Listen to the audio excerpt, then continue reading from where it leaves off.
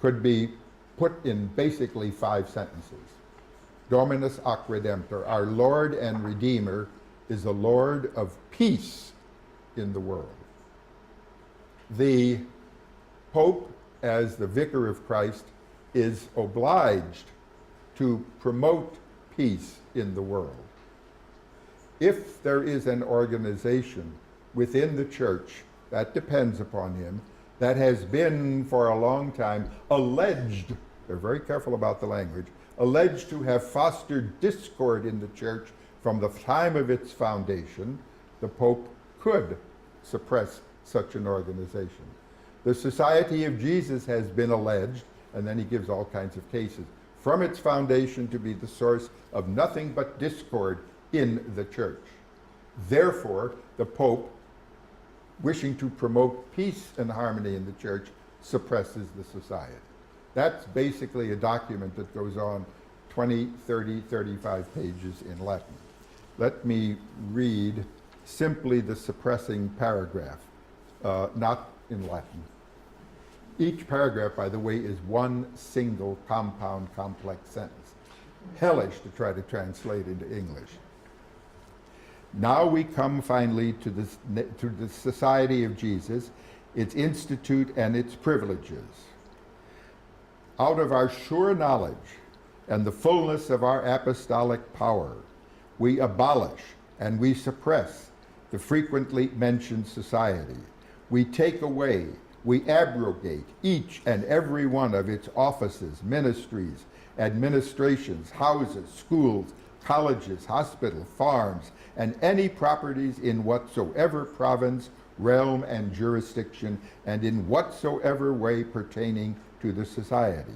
We do away with the statutes, its customs, its usages, its decrees, its constitutions, even those confirmed by oath or by previous papal approval or by any other means. We wish this document to correspond word and word to the abrogation of all of the society's privileges and indults, both general and special, fully and sufficiently. They were serious. I mean, you get the idea. He wanted to suppress the society. Okay. It's suppressed. But how does a papal document take effect? How does it take effect today? How does a piece of legislation from Congress or legislation from the Parliament take effect in England? In England, if it's published in Hansard, which is the report, or rather the register, official register of the decrees of Parliament. In the United States, it formally takes effect when it appears in the, the congressional record, and the details are worked out in the official federal registers. Well, there was no such thing, and how does it take effect in the church today? What they call the Acta Apostolicae Sedis, the thing that comes out several times a year, the Acts of the Apostolic See. In other words, the Acts of the Papacy.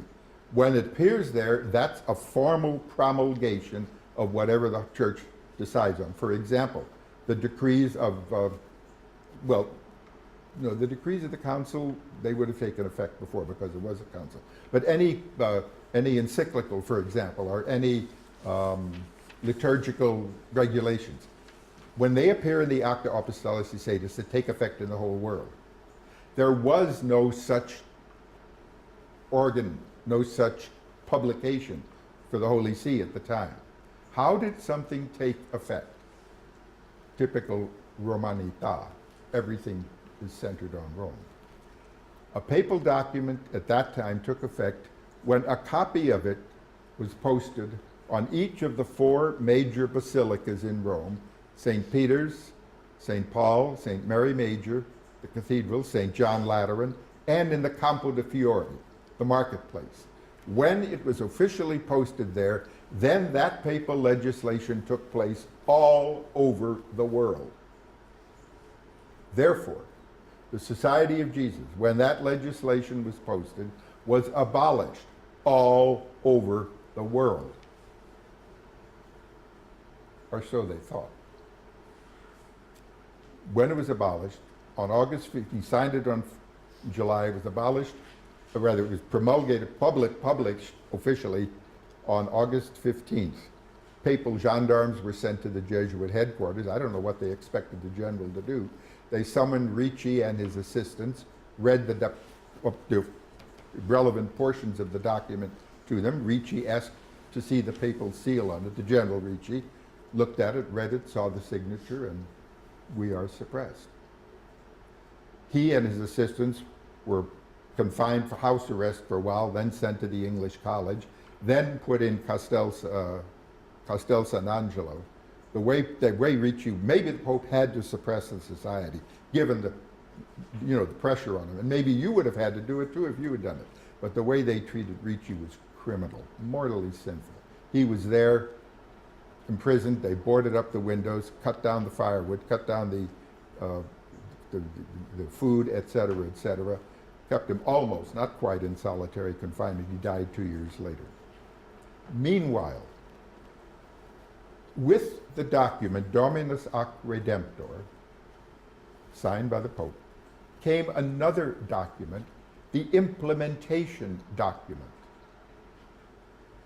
And contrary to what I had just told you about promulgation, that document arranged that the suppression took place formally, really, juridically, legally, canonically, only when the bishop of a diocese in which there was a Jesuit community formally received and promulgated the document in that diocese.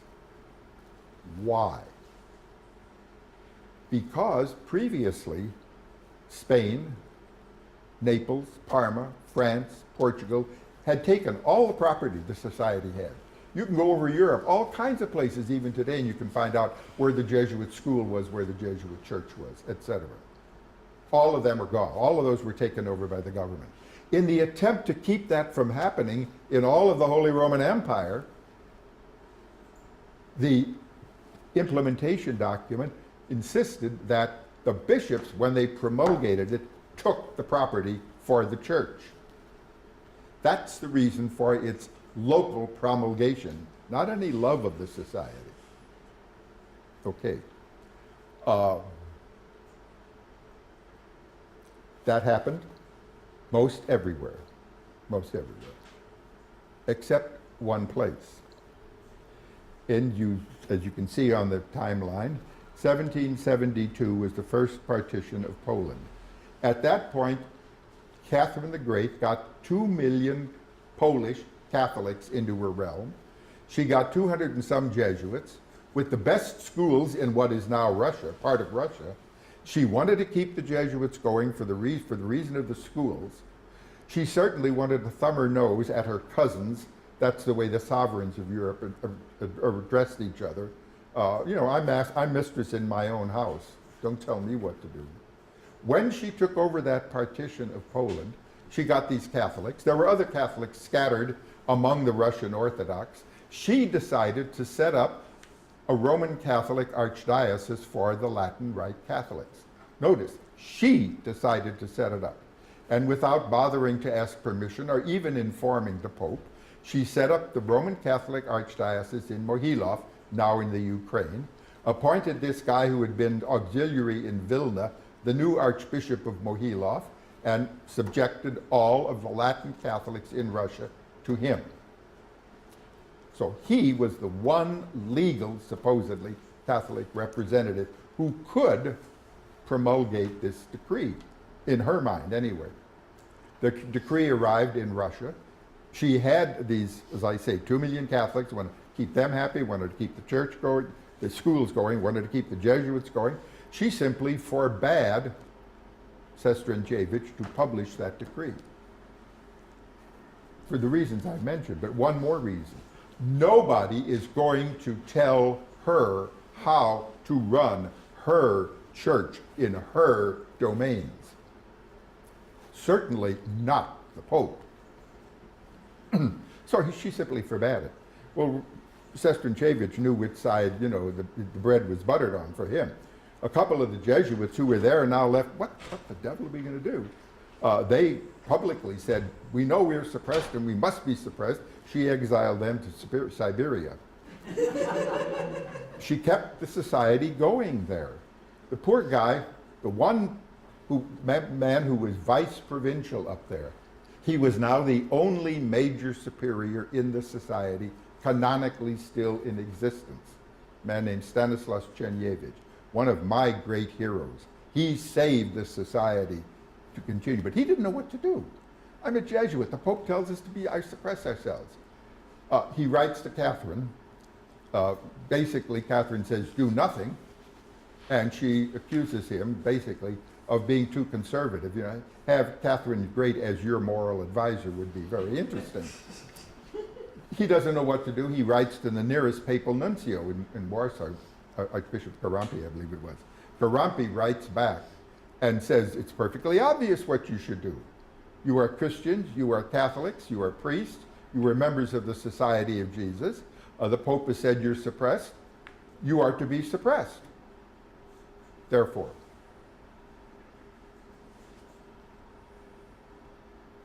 on the other hand, we all know, anybody of intelligence knows, that there is divine law and natural law and positive law. Natural law binds, divine law binds under all circumstances and everywhere. Natural law binds in all circumstances in which nature comes into play, and positive law binds everywhere and at all times, except where it's impossible. Therefore, that, my dear friends, is known as posterior protection. You get my point. Covering one's ass. He really did, with everybody involved. So there the society was left, supposedly canonically still alive. Supposedly there. What was going to happen then? Well, Czerniewicz didn't quite know what to do. I won't go through the long details of what happened. The Tsarina was absolute. No suppression. Finally, Czerniewicz sends, finally the Tsarina, Catherine, sends a delegation to Rome to regularize that Archbishop of Mohilov, and one of the people who goes, Czerniewicz, sends along a message which goes to the Papal Secretary of State telling him, this is our circumstance in Russia. What do we do about it? Well, the Pope didn't answer himself officially. Remember, the Pope had to worry about these Catholic monarchs who didn't, under any circumstance, want the society back. And they began to hear rumors about this bunch up there in Russia. So the Papal Secretary of State gets the letter, tells the Pope about it, and they give back a reply to the delegate, which is a triumph, an absolute triumph of positive ambiguity. Precum tuarum ut auguro et exoptas felix. May your prayers, which I foresee, may the result, Exodus, may the result of your prayers, which I foresee and you ardently hope for, be a happy one. May the result, the exitus, of your prayers, which I foresee and you ardently hope for, be a happy one. That's what they had to live on for some years. Meanwhile, the story had gotten out about the Jesuits up there. We won't go through all kinds of things here. Ricci and his assistants, Catherine forbids it, Catherine appoints him, Ricci dies. Pius VI, by the way, Clement XIV died a year after the suppression, 1774, and Pius VI was elected in 75. You know the Jesuits poisoned Clement XIV. Everybody knows that. That, of course, was the rumor. He didn't, they didn't. But in any case, by the way, we also had the American Declaration of Independence. That'll come up here, too. The first things that were needed then, Czerniewicz asks Catherine, notice, ask Catherine first and then the Pope, can we open a novitiate? If we can't, the society is doomed to extinction as people die off. Can we have a general congregation, the general chapter, which is the supreme governing power in the society? Yes. And can we elect a general? Yes, Catherine says. They establish themselves in Polotsk, which is now a place in Bel